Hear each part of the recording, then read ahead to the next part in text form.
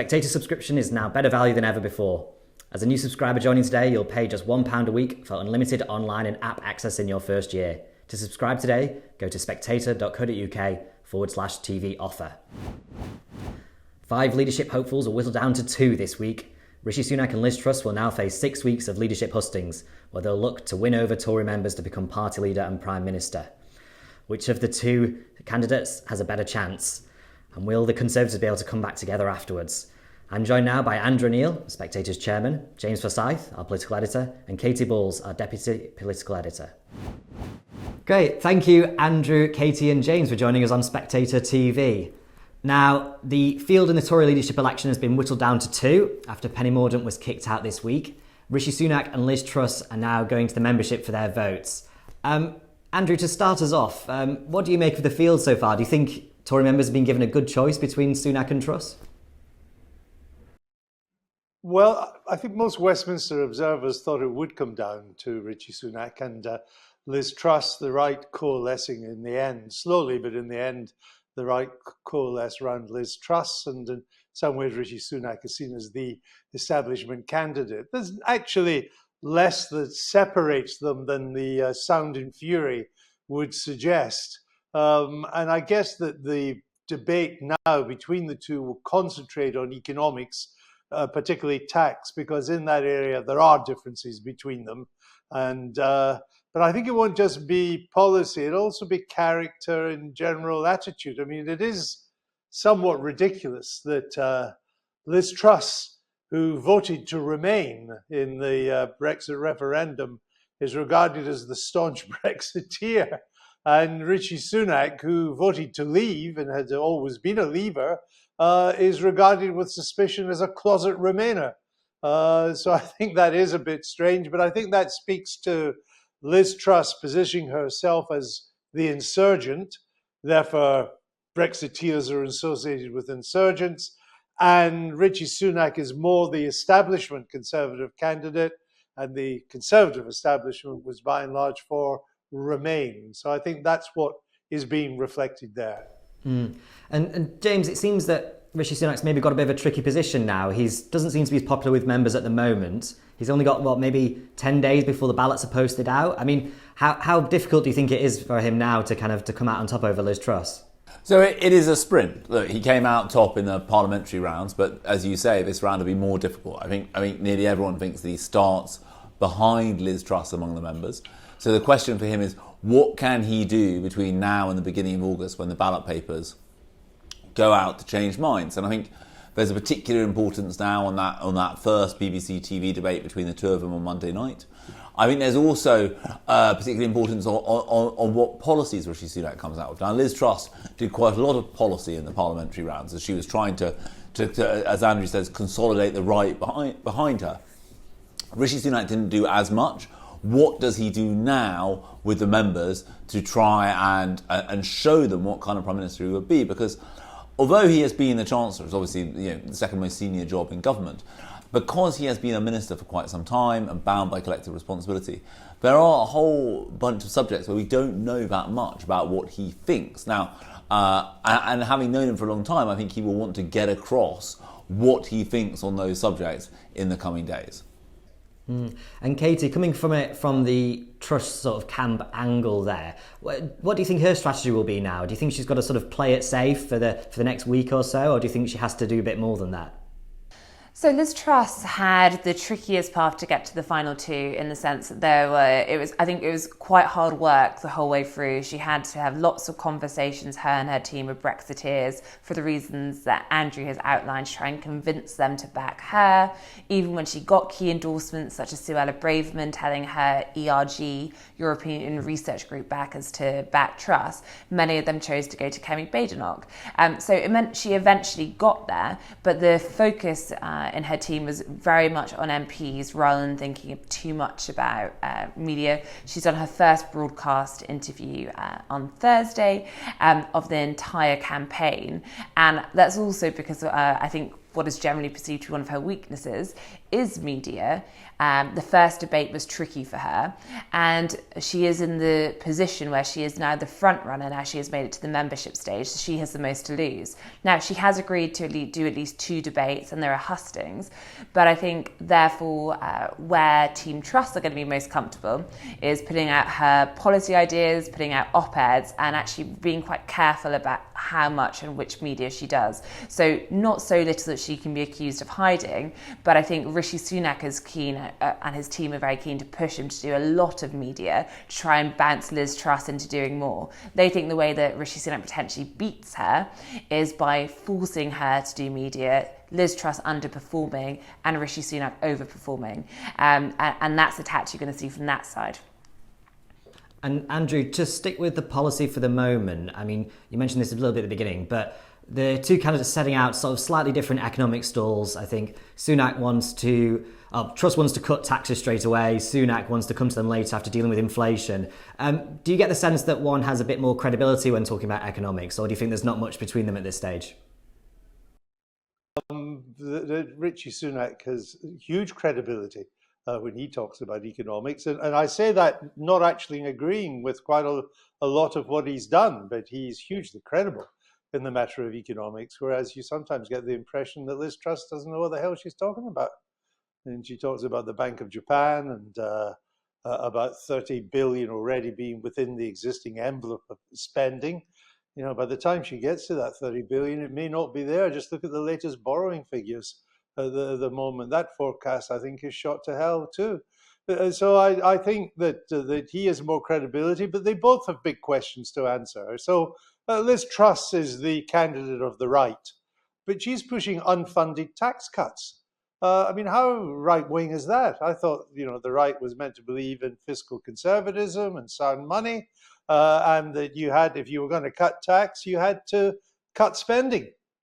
Or to do what Maggie Thatcher did, cut some tax, income tax, but she doubled VAT in her first major budget. So, I don't understand when we're already running a 2 trillion plus national debt and still a big deficit, how it's that right wing and conservative with a small or a capital C to wish to basically print money or borrow money to cut taxes. I mean, even Jeremy Corbyn wasn't proposing that. And I think that on Mr. Sunak's side, he's got some questions too, because at a time when the forecasts were beginning to show that the economy was slowing down this year, and we've known that almost since the March budget now, the Bank of England then forecast then said it would slow down substantially as the year went on, and monetary policy was being tightened with the end of the quantitative easing and interest rates beginning to rise at last. So monetary policy is tightening. Was it really wise to then tighten fiscal policy the way Rishi Sunak did and to increase taxes going into a recession? Is that really wise? Is that really conservative either? And of course, he's had to roll back on some of that by coming back on the national insurance to lift people lift the threshold up and to increase corporation tax, but say there'll be all sorts of allowances. So I don't think he's covered himself in glory either. And I think both of them have rather serious economic questions to answer in the debate over the next couple of weeks. I mean, James, do you think that's why Sunak isn't doing as well with the membership now? That sort of that hit to his economic credibility, if you say. I mean, traditionally the party are of sound money. You'd think if someone's preaching fiscal responsibility compared to the last candidate that they'd be doing particularly well, but that's not the case. I mean, do you think that's why? I think it is essentially about whether the Tory party are still a fiscally conservative party or not. Liz Truss makes much of the fact that she opposed the national insurance increase in cabinet, but she didn't oppose the policy that it was meant to pay for. And I mean, there is a real danger here for the Tories, which is if the state can step in so that no one needs to sell their home to pay for their social care costs, as Boris Johnson says will be the case, and you don't need to raise any money to fund that, then, A, is that credible? And B, isn't there a risk that the Tories simply get outbid by Labour? That Labour tell people that they can have all sorts of things. And look, the Tories have told you, we don't need to raise taxes to pay for these things. And Katie, how do you think Truss is going to respond to that? I mean, I know, especially on that sort of charge of fiscal responsibility, I know she mentioned some of this in her interview with you. Yes, and in the interview, which was the first sit down for an interview, she did the contest, she laid out her pitch, and I put to her, well, you are effectively saying you want to borrow for tax cuts. Now, her response is that economic growth is the answer, and that will mean that you'll get lots of things. But you're seeing more and more people saying, well, what does this mean for inflation? Which economists are you listening to? And it's quite a narrow pool she has to point to.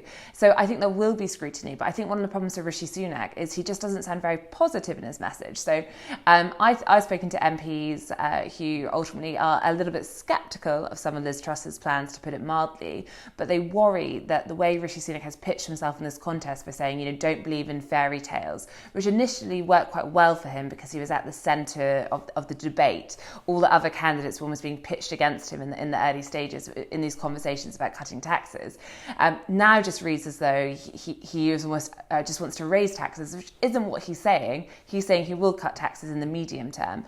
But I think it's quite hard when you're going up a candidate like Liz Truss to land that message and so far in what he's done. And the other problem Rishi Sunak has is there is a group who oppose him not because of his economic message. They oppose him because of Boris Johnson, many of whom back Liz Truss. So Jacob Rees-Mogg, Nadine Dorries, and while Liz Truss says she's not going to get engaged in blue and blue, you don't have to look far in her key supporters who stand behind her in photo ops to find those who are quite willing to go on the record and criticise him. So I think that Rishi Sunak's challenge is, one, the economy and how that's landing with the membership, and also his past record. But two, I think you keep hearing Liz Truss talk about loyalty, and I think they do think that where Rishi Sunak can, is experienced damaged relations with the membership is the fact that he resigned, and they think they can make hay from that. And Andrew, do you think that sort of association with Boris Johnson for both the candidates is going to be a bit more of a problem, not just with the membership, but then with the wider electorate, whoever gets elected, as in, both served in Boris Johnson's cabinet for a long time. Do you think they're sort of going to be sort of almost tainted with Boris Johnson when they finally run against Labour? No, I don't think so. I think because either of them would be so different from Boris Johnson that people will come to think it's a new government. John Major, who took over from Margaret Thatcher in 1990, he was so different from Margaret Thatcher that people did think it was a new government. So when it came to the general election in 1992, when Mr. Major was up against Neil Kinnock, and Labour, time for a change is the most powerful political slogan in any election campaign in the world. But when it came to the 92 election, two things happened. One, people thought there was already a new government in. The poll tax had gone. John Major was so different. And secondly, people weren't so sure about Neil Kinnock, whether he was really ready for prime time. He had come on by leaps and bounds, but there were still huge doubts as to whether he was really ready to be prime minister. So as a result, Mr. Major won a working majority. Now, if the Tories pick the right leader this time, and they make a success of it, and the economy starts to grow again, and the cost of living crisis is behind us rather than in front of us, either Liz Truss or Rishi Sunak will seem so different from Boris Johnson that people once again will think, hey, there's a new government already. And I think a lot of people will have different doubts, but the same degree of doubts about Keir Starmer this time round as they had about Neil Kinnock in 1992. So I think there's still all to play for, but whoever wins has got to do it right. They've got a short window now to get it right. They need to be seen to be different. They need to stamp their mark on it. They need to get some discipline back into this party again to make it look like a governing party rather than a kind of substrata of the Oxford Debating Union. So I think it's a tough one to do, but I think that it is by no means certain that whoever wins is going to lose at all. I think the Conservatives still have all to play for, and Keir Starmer has still got to put his mark on British politics. And James, it is a big task ahead of whoever takes over, though, with the economy. I mean, is there something that there might be a bit of a poison chalice now with inflation above 9% this week, for example? Look, the new Prime Minister is going to inherit three crises, an economic crisis, an energy crisis. Just look at what's happening this week with Nord Stream 1, with the Russians turning the gas back on to Germany, but only at a kind of trickle. And obviously you've got a war in Europe going on.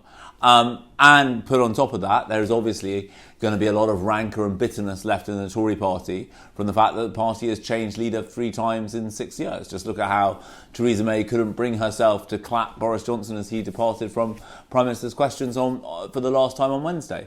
So it is obviously going to be a very difficult job for whoever comes in. But I think Andrew's analysis is right. Is one of the reasons I think the Tories did ultimately decide to change leader is that the next election, it's an uphill struggle, but it is still winnable for them. This is not like 1995 when it was quite clear that Tony Blair was going to win, and the only question was how big his majority would be. This time round, I think but there is still a chance for the Tories of winning. And Katie, on those blue and blue attacks, do you think they're going to be a bit of a problem for the Tory party afterwards? I mean, there's reports today that Truss is going to be stepping up the attacks on Sunak via proxies and so on. I mean, how can the party come back together after this, do you think? Yeah, I mean, clearly when Labour have been watching the debates recently, they've found plenty of attack lines they can use going forward. But then, I think things can change very quickly. Now, I think if we're looking ahead to what's going to be coming up in the next few weeks, I would expect there to be a lot more blue on blue. I think that Liz Truss and Rishi Sunak ultimately decided to step away from doing a third debate ahead of the final ballots, but that was partly because MPs were being really turned off by how vicious it had become between the pair, and it wasn't really advantageous for either of them to go for that. I don't think they'll be able to restrain themselves too much going forward. And I think it's an interesting one. Speaking to senior Tories, I said, well, who do you think is the best place to win an election? Who do you think is the best place to lead the government? And actually, often you get different answers. So in terms of uniting the party after this bruising leadership contest, which I think we can safely presume is going to become more bruising before it gets better. Actually, Liz Truss, I think, is seen as someone who perhaps be able to lead the government more easily, partly just because there's so much venom in certain quarters of the party at Rishi Sunak amongst the Boris Johnson loyalists, some of which I don't think is justified, but that is just they've decided that this is the person they're going to blame for lots of what has happened. And that would make it very hard, I think, for him in terms of the day-to-day. Have to be really careful about how he did that. But then the same people who say this say, well, but when it comes to the election, we'd rather have Rishi Sunak. We think that he would fare better with the general public. And the polling points to this. And this is why it's going to be a very bumpy period, no matter who takes over when it comes to those two key challenges. And Andrew, on that electability question, I mean, for all his faults, Boris Johnson did do very well in the north of England, in areas we're calling the Red Wall at the last election. Do you think either of the candidates can take on that mantle and sort of construct the same electoral coalition that he did? No, I don't think they can, not to the same extent. But then I don't think Boris Johnson could have repeated that act to the extent that he succeeded in 2019. I think that December 2019 election now looks sui generis. It was a particular coming together of various electoral forces, of which Brexit was by far the most important, but Jeremy Corbyn was also very important too. And suddenly all these red wall seats began to fall the Conservative way, helped by having Boris Johnson and they lost all these seats. I think that if Mr. Johnson had stayed and was taking the Tories into the next election, he would have lose a number of these seats. He wouldn't hold on to them all. I'm not saying there'd be a wipeout, but he wouldn't hold on to the extent that he has, because Brexit is not the issue it was, except outside the chattering classes who remain obsessed with it. Jeremy Corbyn is no more as a leader of the opposition. And Boris Johnson had remained an incredible vote-generating machine, but he was now generating votes among anti-Tories, motivating them to go out and vote against the Tories. And that's what happened in the by-elections. So he was a reason to vote against the Tories rather than, as in December 2019, to vote for the Tories. So I think that it'll be much more difficult. Now, in their own ways, they're both Northerners. Now, obviously, Rishi Sunak is very much a Southerner, but he represents William Hague's old constituency, beautiful constituency in Yorkshire. It's a very northern constituency, affluent northern.